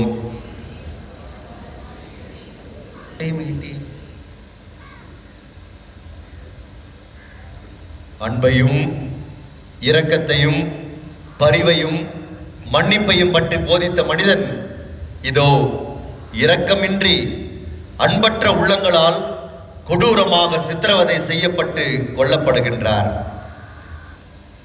இரு குற்றவாளிகளுக்கு நடுவே அவர் அங்கே ஆணிகளால் சிலுவையில் அறையப்பட்டு தொங்கிக் கொண்டிருக்கும் பொழுது அவர் பரிகசிக்கப்படுகின்றார். அவர் பணி ஏளனம் செய்யப்படுகிறது. நீ மெசியாவானால், நீ கடவுளின் மகனானால் சிலுவையிலிருந்து கீழே இறங்கி வா. இருப்பினும் சிலுவையில் தொங்கிக் கொண்டிருக்கையில்தான் அவருடைய இறையாட்சி பணி உண்மையில் நிறைவேற்றப்படுகின்றது. இறையாட்சி உலகில் பகைவர்கள் மற்றொரு கன்னத்தை காண்பிக்கின்றனர். உங்களை எவராவது ஒரு கன்னத்தில் அறைந்தால் மறு கன்னத்தையும் அவர்களுக்கு காட்டுங்கள் என்றுதானே அவர் சொல்லிக் கொடுத்தார். இறையாட்சி உலகில் மக்கள் பகைமையை அல்ல மன்னிப்பை கடைபிடிக்கின்றனர். உங்கள் பகைவரையும் மன்னியுங்கள் என்றுதானே அவர் சொன்னார். இறையாட்சி உலகில் ஏழைகள் முன்னுரிமை பெறுகின்றார்கள். ஏழைகளே, நீங்கள் பேறு பெற்றவர்கள், ஏனெனில் இறை ஆட்சி உங்களுக்கு உரியது என்றார். இறை ஆட்சி உலகில் பசித்தோருக்கு உணவளிக்கப்படுகின்றது. நான் பசியாயிருந்தேன், நீங்கள் எனக்கு உணவு கொடுத்தீர்கள் என்றாரே. இறையாட்சி உலகில் தங்க இடமின்றி தவிப்போருக்கு புகலிடம் அளிக்கப்படுகின்றது. நான் அந்நியனாயிருந்தேன், நீங்கள் என்னை வரவேற்றீர்கள். இறையாட்சியை மண்ணில் மலரச் செய்ய இயேசு கொஞ்சமல்ல அனைத்தையுமே கொடுக்க வேண்டியிருந்தது. நாம் பகுதி நேர கிறிஸ்தவர்களாக, அரைகுறை சீடர்களாக இருக்க முடியாது. வலுவிழந்தவர்களை வலுவுள்ளவர்கள் துன்புறுத்தும் போது, வீடு இழந்தவர்கள் வீதிகளில் விரட்டி அடிக்கப்படும் போது, நம் அயலார் துன்பத்திலும் துயரத்திலும் வாடும் பொழுது, அந்நியர்கள் அரவணைக்கப்படாத போது, நாம் நம்மையே ஏன் அனைத்தையுமே தர அழைக்கப்படுகின்றோம். இதைத்தான் இயேசு செய்தார். நாம் பகுதி நேர கிறிஸ்தவர்களாக, அரைகுறை சீடர்களாக இருக்க முடியாது. ஏதாவது செய்தே ஆக வேண்டும் என உள்மனம் சொல்கிறதா, அல்லது மனம் மறத்து போய் உதவி செய்ய மறுக்கிறதா? நாம் எத்தனை பேரை தினமும் சிலுவையில் அறைந்து கொண்டிருக்கின்றோம். நம்முடைய சொற்களால், நம்முடைய செயல்களால், நம்முடைய மனநிலையால், நம்முடைய மனப்போக்கால், நம்முடைய கடின உள்ளத்தால், நம்முடைய புரிந்து கொள்ளாத தன்மையால், நம்முடைய விட்டுக் கொடுக்காத பிடிவாதத்தால், நம்முடைய ஈகோவினால், நம்முடைய அகங்காரத்தால், நம்முடைய ஆணவத்தால், நம்முடைய பதவி மோகத்தால், நம்முடைய தன்னலத்தால் எத்தனை பேரை சிலுவையில் ஒவ்வொரு நாளும் அறைந்து கொண்டிருக்கின்றோம். சிந்தித்து பார்ப்போம்.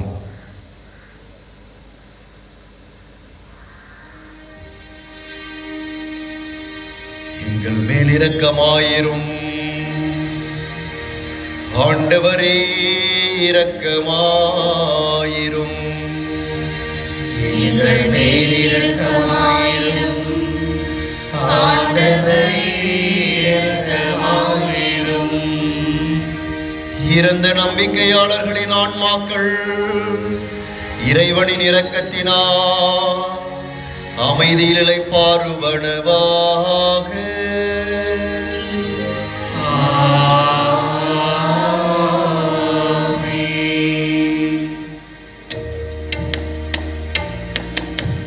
சிவகாதோ இமைகள், சிதையாதோ விழிகள், உயிரிந்த மனிதாய் மலை மீதிலே உனை தேடி வந்தேன், உன் பாதை நடந்தே எனக்காக பலியாகும் என் இயேசுவே.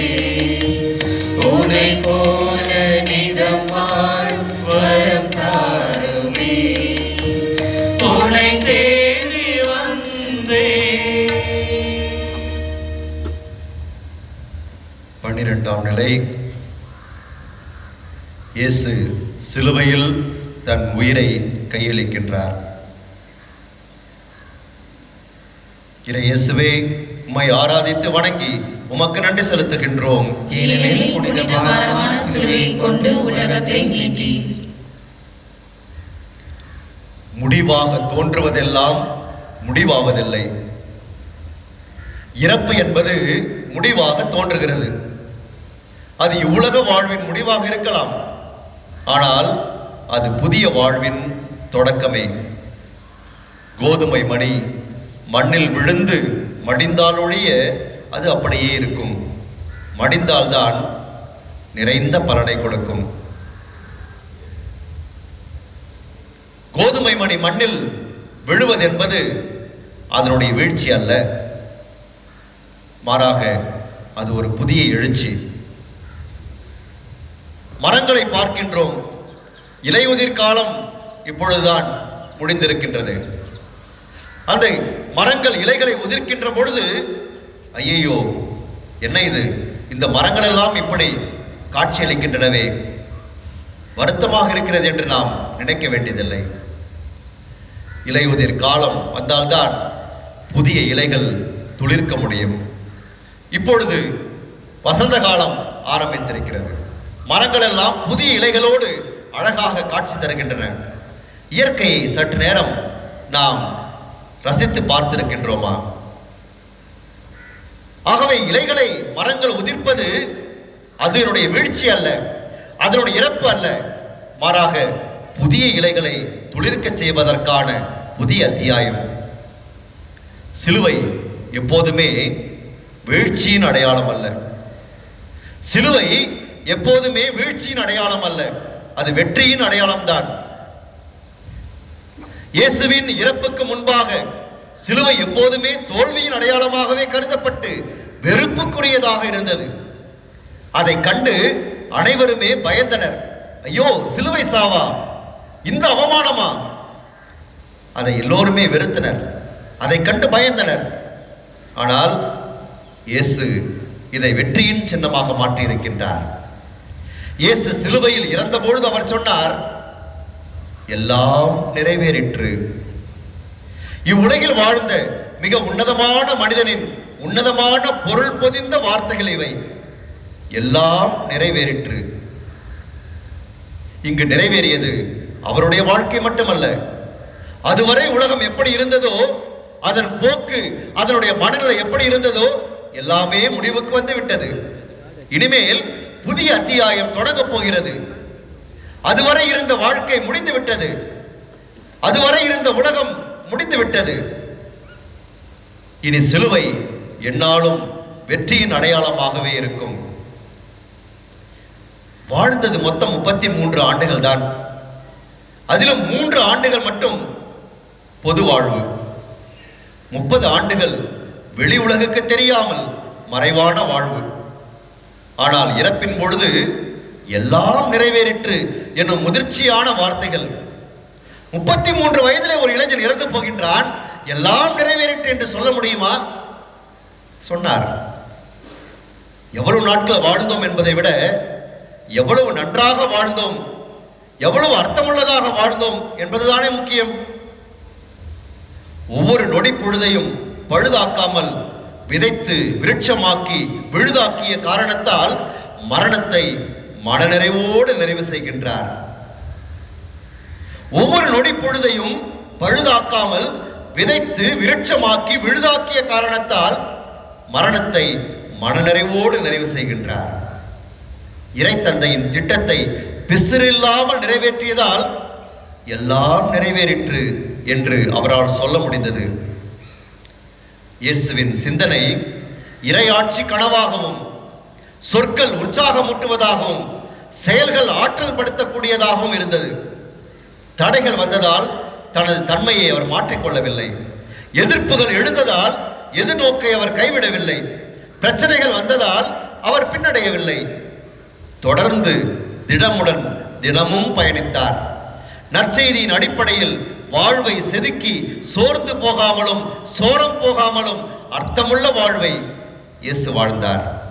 ஆகவேதான் எல்லாம் நிறைவேறிற்று என்று அவரால் சொல்ல முடிந்தது.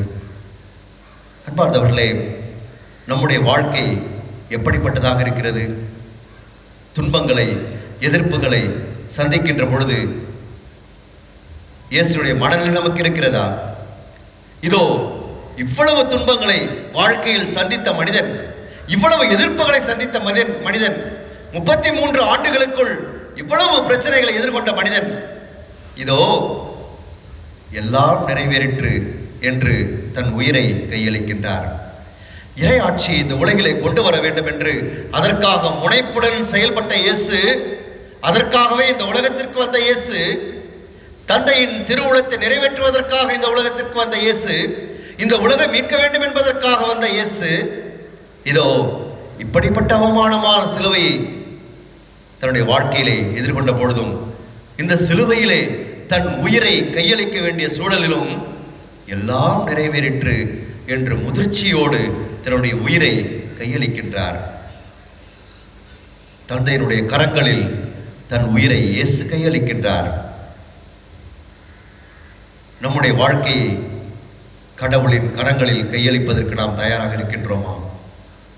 நம்முடைய வாழ்க்கையில் துன்பங்களை, எதிர்ப்புகளை சமாளிக்கின்ற பொழுது, சவால்களை எதிர்கொள்ளுகின்ற பொழுது இயேசுவுக்கு இருந்த அந்த மனநிலை நம் ஒவ்வொருவருக்கும் இருக்கின்றதா?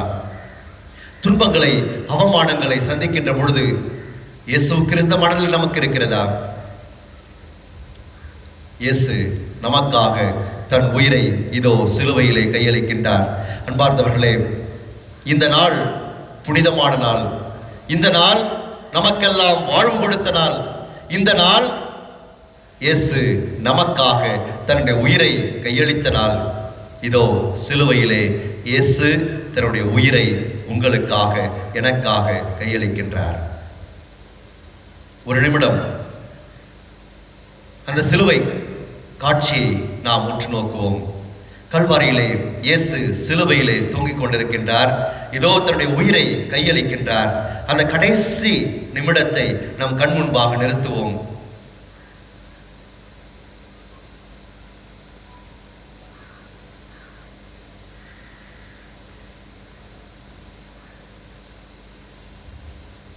இயேசுவினுடைய இறப்பை நம் உள்ளத்தில் உணர்வோம். எனக்காக இயேசு இறந்தார், எனக்காக இயேசு இறந்தார், எனக்காக இயேசு தன் உயிரை கையளித்தார், எனக்காக அவர் அனைத்தையும் இழந்து நின்றார். இறுதியாக தன் உயிரையும் எனக்காக அவர் கையளித்திருக்கின்றார். என்னை மீட்பதற்காக, இந்த உலகை மீட்பதற்காக, தந்தையின் திருவுளத்தை நிறைவேற்றுவதற்காக வந்த இயேசு அனைத்தையும் இதோ கொடுத்துவிட்டு இனிமேல் கொடுப்பதற்கு ஒன்றும் இல்லை என்று கைகளை விரித்து கொடுத்து இதோ சிலுவையிலே தன் உயிரை கையளிக்கின்றார்.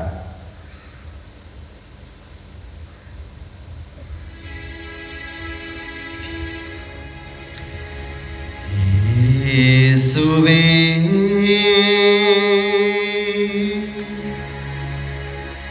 இயேசுவே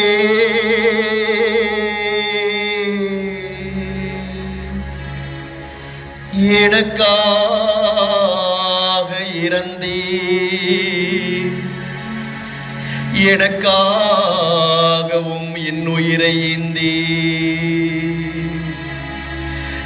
எனக்காக சிலுவையில் இறந்தீர், எனக்காக உம்மையே இழந்தீர். என் பாவங்களுக்காகவும் உயிரை கையளித்தீர்,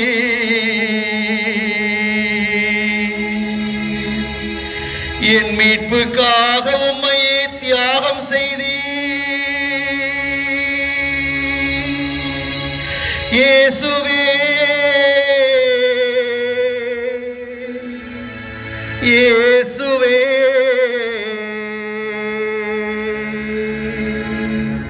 இயேசுவே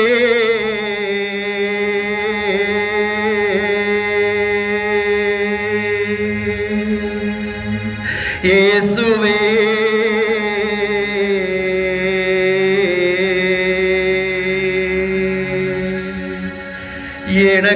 எனக்காக இறந்தீர், எனக்காக இன்னுயிரை ஈந்தீர், எனக்காக சிலுவையில் இறந்தீர், எனக்காக உம்மையே இழந்தீர், எனக்காகவும் உயிரை கையளித்தீர், என் பாவங்களுக்காகவும் உயிரை கையளித்தீர், எனக்கு வாழ்வு கொடுப்பதற்காக, என்னை மீட்பதற்காகவும் உயிரை கையளித்தீர். இயேசுவே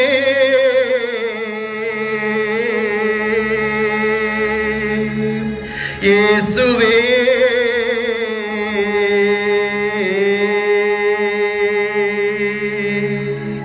இயேசுவே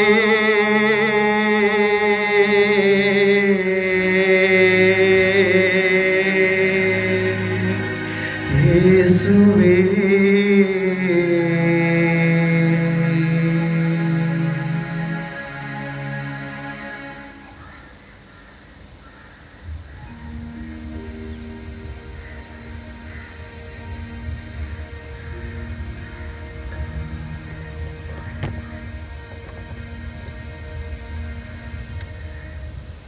எங்கள் மேல் இரக்கமாயிரும்.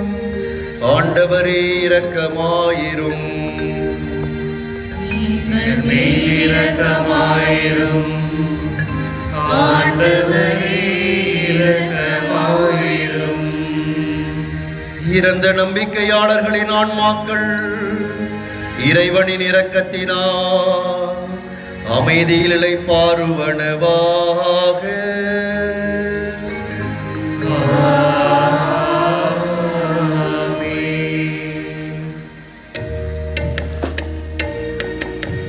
மரியன்னை மடியில் கிடந்தாயோ இறைவா, துயில் கொண்ட துயர் போக்க மடிந்தாயா. உனை தேடி வந்தேன், உன் பாதை நடந்தேன், எனக்காக பலியாகும் என் இயேசுவே. உனை போல நிதம் வாழும் வரத்தாருமே, உனை தேடி வந்தேன். 13ஆம் நிலை. தாயின் மடியில் சேயின் உடல். இறை இயேசுவை ஆராதித்து வணங்கி உமக்கு நன்றி செலுத்துகின்றோம். ஏனெனில் புனித பாரமான சிலுவையை கொண்டு உலகத்தை மீட்டீர். இயேசுவின் காயப்பட்ட இரத்த வெள்ளத்தில் தோய்ந்து காய்ந்து போன பலவீனமான உடல் சிலுவையில் அறையப்பட்டு மீண்டும் துவண்டு போன அந்த உடல் சிலுவையிலிருந்து இறக்கப்பட்டு அவருடைய அன்பு தாயின் மடியில் குழந்தையாக இருந்தபோது தாலாட்டி சீராட்டி வளர்த்த அதே அன்பு மடியில் இதோ உயிரற்ற உடலாக இப்போது கிடத்தப்படுகின்றது. எந்த தாய்க்கு இந்த மாதிரி ஏற்படும்? உயிரற்ற மகனின் உடலை மடியில் சுமக்கும் இந்த அவலநிலை மரியாவுக்கு ஏற்பட்டது ஏன்? அவர் மீண்டும் 3 நாளில் உயிருடன் எழுந்து வருவார் என்பது அவளுக்கு தெரியுமா? அல்லது அவளுக்கு நம்மை போல் நம்பிக்கை தேவைப்பட்டதா? இயேசுவின் உடல் உடைக்கப்பட்டு நொறுக்கப்பட்டு இவ்வுலகில் நமக்காக பகிரப்பட்டது. அன்று வானதூதரிடம் ஆகட்டும் என்று கூறியது அவளை இவ்வளவு தூரம் கொண்டு வந்து நிறுத்தும் என்று அவள் சற்றும் எதிர்பார்க்கவில்லை. தான் இறந்த பிறகு தன்னுடைய பிள்ளைகள் தன்னை நல்லடக்கம் செய்ய வேண்டும் என்று பெற்றோர் விரும்புவார்கள். ஆனால் இறந்த மகனின் உடலை தாய் மடியில் சுமப்பது எவ்வளவு வேதனையான விஷயம் என்பதை அனுபவித்தால் மட்டுமே புரிந்து கொள்ள முடியும். அன்று சிமியோன் சொன்னார், உம் உள்ளத்தை ஒரு வாள் ஊடுருவும். ஒரு வாள் அல்ல, 1000 வாள்கள் ஊடுருவியது போன்ற துயரம் அவள் நெஞ்சை வாட்டியது. இறை ஆட்சியை இம்மண்ணில் மலரச் செய்ய உழைத்த தம் மகனோடு இணைந்து மரியா தம் பங்களிப்பை கொடுக்கின்றார். இப்போதும் ஆகட்டும் என்று ஏற்றுக்கொள்ளுகின்றார். தாய்மார்களே, உங்கள் பிள்ளைகளை நீங்கள் எப்படி வளர்க்கிறீர்கள்? தன்னலம் உள்ளவர்களாகவா, பிற நலமுள்ளவர்களாகவா? வீட்டை பற்றி மட்டும் சிந்திப்பவர்களாகவா, நாட்டை பற்றியும் சிந்திப்பவர்களாகவா? தன்னை மட்டும் நேசிப்பவர்களாகவா, பிறரையும் நேசிப்பவர்களாகவா? கூட்டு பறவைகளாகவா, பிறர் துன்பம் கண்டு இறங்கும் தாராள உள்ளம் கொண்டவர்களாகவா? தன் மகிழ்ச்சியை பற்றி மட்டும் அக்கறை கொள்பவர்களாகவா, பிறர் மகிழ்வில் தம் மகிழ்வை காண்பவர்களாகவா? மரியா இறையாட்சிக்காக, இறையாட்சியை மண்ணில் மலர செய்வதற்காக தன்னுடைய மகனை தாரை வார்த்து கொடுத்திருக்கின்றார்.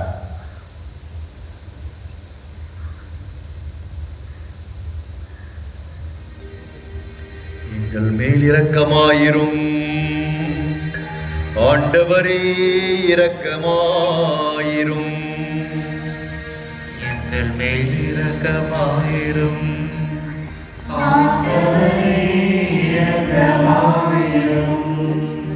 இறந்த நம்பிக்கையாளர்களின் ஆன்மாக்கள் இறைவனின் இரக்கத்தினால் அமைதிகளை பாருவனவாக.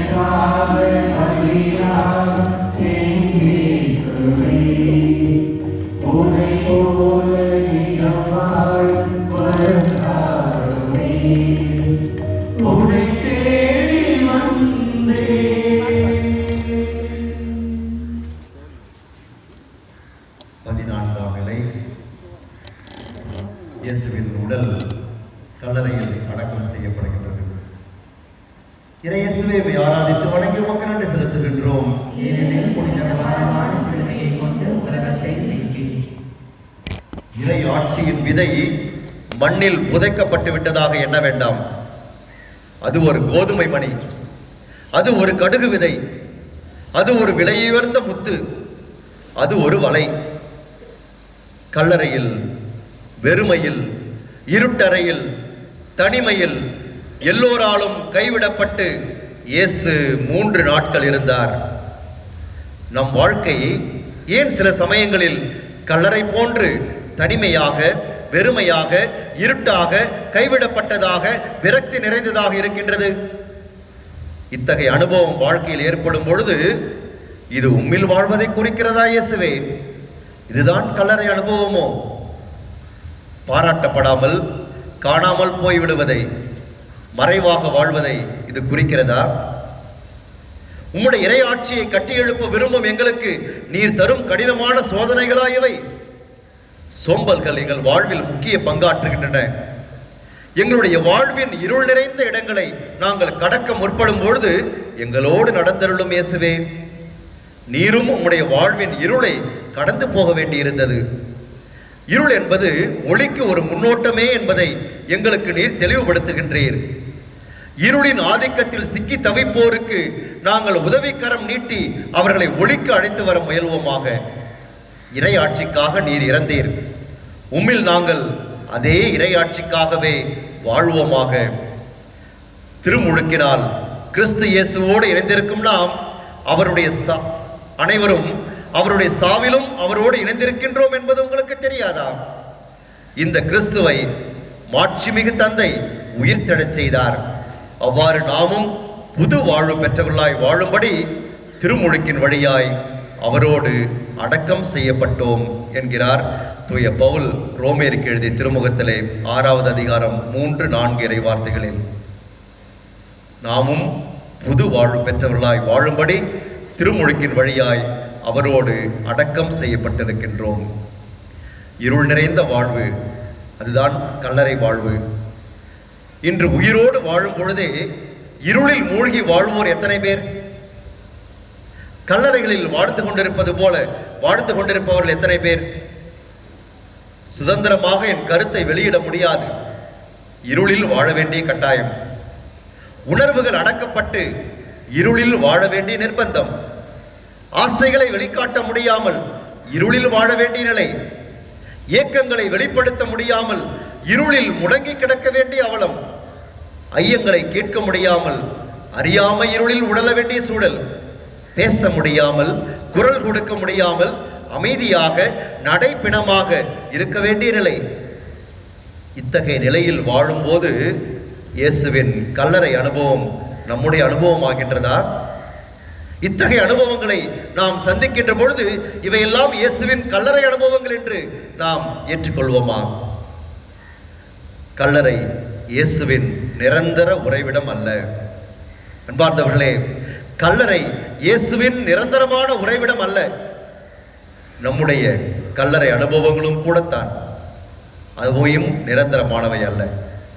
இயேசு இந்த கல்லறையிலேயே நிரந்தரமாக முடங்கிவிடப் போவதில்லை. இந்த கல்லறையிலேயே இயேசு இதோ மடிந்துவிடப் போவதில்லை. இந்த கல்லறையிலேயே அவர் அமிழ்ந்துவிடப் போவதில்லை. நம்முடைய துன்பங்களும் அப்படித்தான், நாம் சந்திக்கின்ற கல்லறை அனுபவங்களும் அப்படித்தான். அவையும் நிரந்தரமானவை அல்ல என்பதை இயேசு இன்று நமக்கு எடுத்துச் சொல்கின்றார். இறைமகனே இதோ கல்லறையில் 3 நாள் துயில் கொண்டார், அமைதியில் துயில் கொண்டார். இந்த கல்லறை அனுபவத்தை நாமும் சந்திக்கின்ற பொழுது இயேசுனுடைய கல்லறை அனுபவம் நம்முடைய அனுபவம் ஆகட்டும்.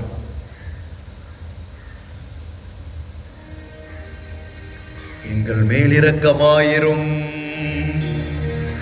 ஆண்டவரே, இரக்கமாயிரும். எங்கள் மேல் இரக்கமாயிரும் ஆண்டவரே, இரக்கமாயிரும். இறந்த நம்பிக்கையாளர்களின் ஆன்மாக்கள் இறைவனின் இரக்கத்தினால் அமைதியில் இளைப்பாறுவனவாக.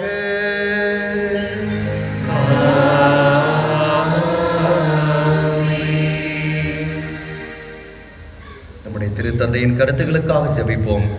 பின்னுலகில் இருக்கிற எங்கள் தந்தையே, உமது பெயர் தூயதென போற்ற பெறுக. உமது ஆட்சி வருக. உமது திருவுளம் விண்ணுலகில் நிறைவேறுவது போல மண்ணுலகிலும் நிறைவேறுக. எங்கள் அன்றாட உணவை இன்று எங்களுக்கு தாரும். எங்களுக்கு எதிராக குற்றம் செய்வோரை நாங்கள் மன்னிப்பது போல எங்கள் குற்றங்களை மன்னியும். எங்களை சோதனைக்கு உட்படுத்தாதே, தீமையிலிருந்து எங்களை விடுவித்தருளும். அருள் மிக பெற்ற மரியே வாழ்க. ஆண்டவர் உம்முடனே, பெண்களுக்குள் ஆசி பெற்றவர் நீரே. உம்முடைய திருவயிற்றின் கனியாகி இயேசுவும் ஆசி பெற்றவரே. புனித மரியே, இறைவனின் தாயே, பாவிகளாக இருக்கிற எங்களுக்காக இப்பொழுதும் எங்கள் இறப்பின் வேளையிலும் வேண்டிக் கொள்ளும். ஆமென். தந்தைக்கும் மகனுக்கும் தூய ஆவியாருக்கும் ஆட்சி உண்டாவதாக. தொடக்கத்தில் இருந்தது போல இப்பொழுதும் எப்பொழுதும் என்றென்றும் இருப்பதாக. ஆமென். இயேசுவில் பிரியமானவர்களே, இயேசுவின் இறப்பின் புனித வெள்ளி ஒரு சந்தி சுத்த போசனம் அனுசரிக்க வேண்டிய நாள். இப்பொழுது நம்முடைய ஆலயத்திலே இயேசுவினுடைய இறந்த உடலானது நம்முடைய ஆராதனைக்காக திறந்து வைக்கப்படுகின்றது. இது முதல் பிற்பகல் 2 மணி வரை அது மக்களின் ஆராதனைக்காக வைக்கப்படும். எனவே நீங்கள் உங்கள் நேரத்திலே பொறுமையாக வந்து இறை இயேசுவை ஆராதித்து வணங்கி இறை அருளை பெற உங்களை அன்போடு கேட்டுக்கொள்கின்றேன். ஆக இப்பொழுது நாம் பவனியாக இந்த சிவப்பு துணியை ஏந்தி நாம் பவனியிலே செல்வோம். இயேசுவின் உடலை அந்த சிவப்பு துணியால் போர்த்தி நாம் இறைவனுக்கு நம்முடைய ஆராதனையும் வணக்கத்தையும் செலுத்துவோம். இறை அஞ்சலியை நாம் அர்ப்பணமாக்குவோம்.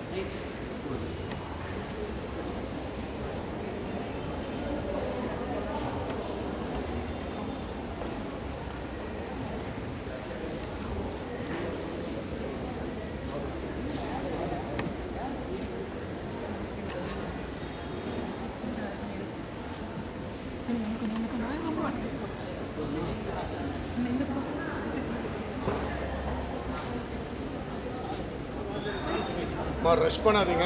4 பேரை அனுப்புவாங்க. ப்ளீஸ் பண்ணுவோம். அனுப்புங்க 4 பேர்.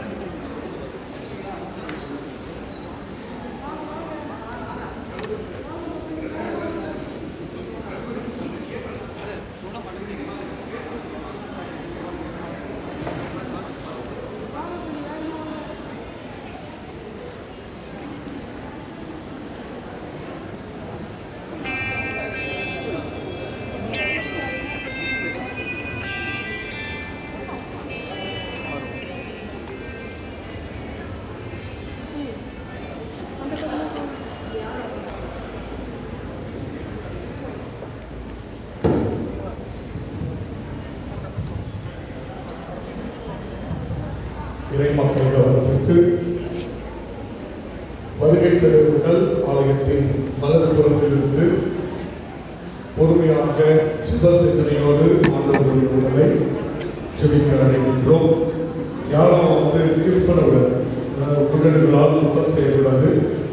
கரங்களால் தொட்டு நீங்கள் முத்தி செய்யுங்க. வெட்டி வேர் மற்றும் மறிக்கொழுந்து மெழுகுவர்த்தி வலது பக்கத்தில் விற்பனைக்கு இருக்கிறது. அதை பெற்று மெழுகுவர்த்தியை அர்ப்பணித்து வெற்றி வேர் ஆண்டவருடைய பாதத்தில் அர்ப்பணித்து ஜெபித்து செல்லலாம். மதியம் 2 மணி வரை ஆண்டவருடைய உடல் மக்கள் பார்வைக்கு வைக்கப்படும். ஆகவே அருமையான புனிதம் கடந்து மற்ற சகோதர சகோதரிகளோடு செல்லும் பொழுது ஆண்டவருடைய பாதத்தில் வைக்கப்பட்ட மறை சொல்லலாம். நமது அருகாமையில் உள்ள பங்குகளுக்கும் இதை தெரியப்படுத்தியிருக்கின்றோம். அவர்களும் 10 மணியிலிருந்து வரவிருக்கிறார்கள். ஆகவே பொறுமையாக நிதானமாக ஜெப சிந்தனையோடு ஆண்டவரை முத்தி செய்து அழைக்கும் போது கொஞ்சம் கேப் ஒரு ரஷ் பண்ணுறாரு. வாலண்டியர்ஸ் அந்த கதவுக்கு வெளியே மாஸ்க் இம்பார்ட்டன்ட், சானிடைசர் வெளியே யூஸ் பண்ணுங்க. ஜபமாலை வந்து ஆண்டவருடைய முகத்தில் மறிக்கொழுந்து ஆண்டவருடைய பாதத்தில் அர்ப்பணிங்க. ஒரே கியூ தான், தயவு செய்து இங்க இருப்பவங்களும் அந்த கியூல ஜாயின் பண்ணுங்க. நேரா வரவங்க அமர்ந்து ஜெபித்து விட்டு மக்கள் கூட்டம் கலந்த பிற்பாடு வலதுபுறமாக வந்து யாரும் நேரடியாக வர முடியாது. தன்னார்வ உறுப்பினர்களுக்கு ஒத்துழைப்பு தான்.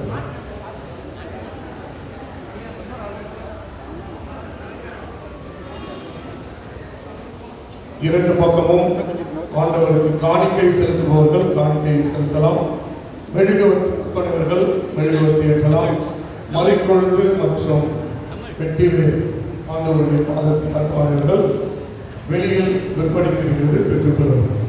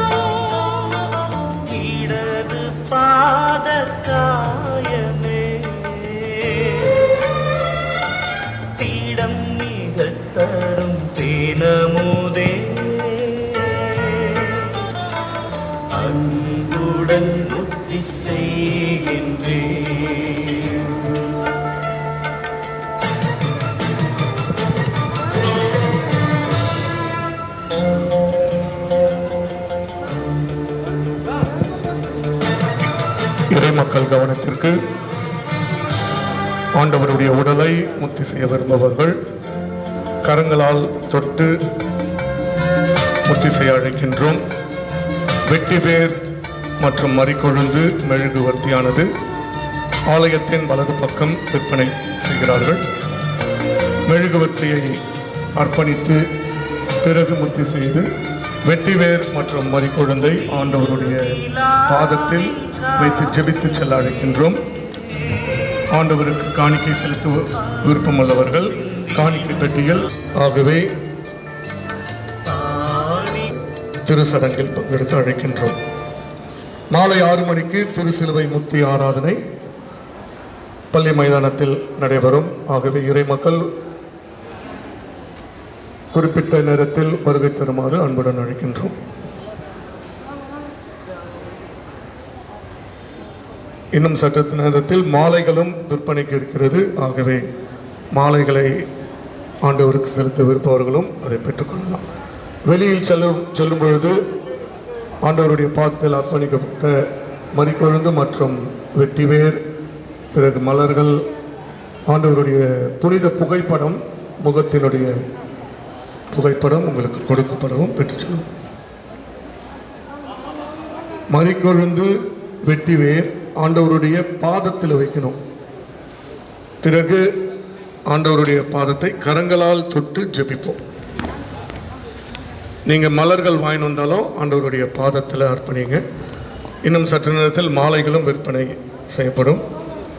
புனிதமான நாள். ஆகவே அமைதியாக உள்ளத்தில் இயேசுவை தியானித்தவர்களாக சற்று நேரம் இந்த நீண்ட வரிசையில் இருந்தாலும் பொறுமையோடு வரிசையில் நிற்கும் பொழுதே ஆண்டவருடைய பாடுகளை சிந்தித்த வண்ணமாக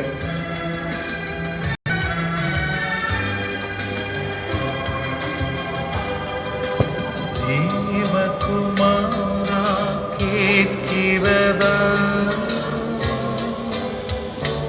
என் தியான கீதம் கேட்கிறதா இமைகள் திறந்து உந்தன் கண்கள் என்னை மட்டும் பார்க்கிறதா என்னை மட்டும்